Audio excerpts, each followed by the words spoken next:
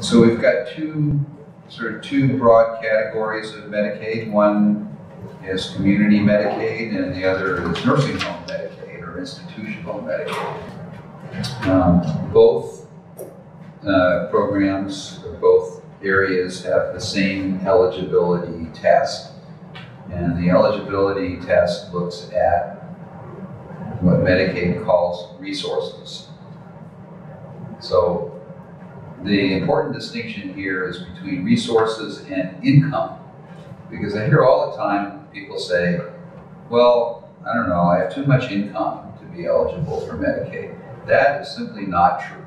As someone who does not understand the program at all.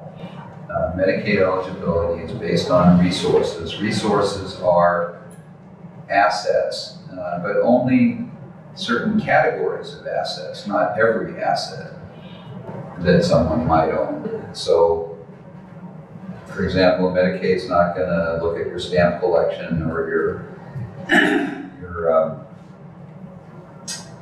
what's in your jewelry box or that kind of thing. They really don't look at tangible personal property. But what we're interested in is primarily financial assets. But we sort of take a deep look at financial assets because some of them are not so obvious. Obvious ones are things like your checking account, your savings account, CDs, stocks and bonds, mutual funds. I suppose people think if we talk about financial assets, those are the kind of things that come to mind.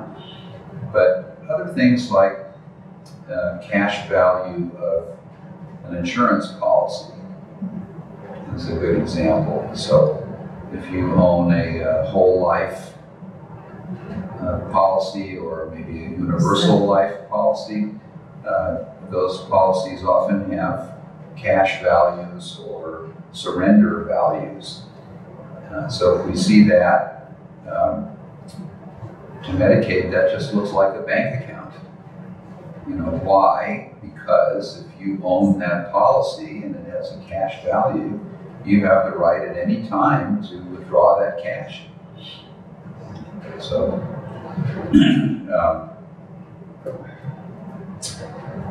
we're going to look at all of those kinds of assets. What about retirement assets? Because a lot of people assume, well, my IRA, surely that's exempt. Well, maybe, maybe not. Retirement assets, whether it's an IRA, 401k, 403b, whatever it might be, if you are taking at least the required minimum distribution, or the RMD amount.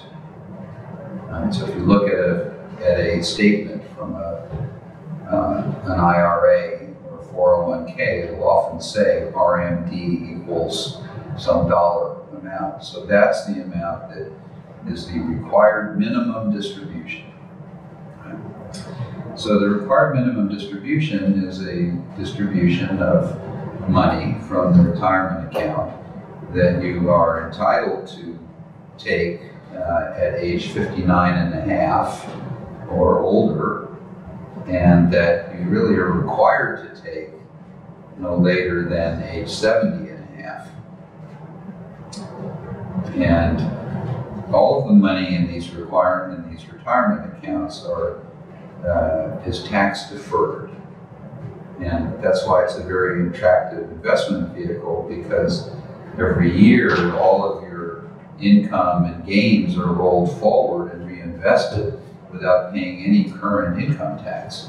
So you get a lot of leverage in these retirement accounts, and they can accumulate faster than money in accounts where income and gains are taxable. Right? But when the money comes out, then it's taxable. So every penny in a retirement account, when it's distributed, represents taxable income. So for Medicaid,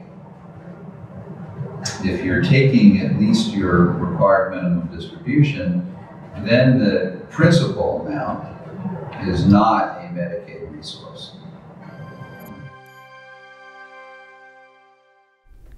Thank you for watching. We like to hear your feedback, so please like and comment on our videos. Also, please subscribe to our YouTube channel. You'll be notified when we post new videos.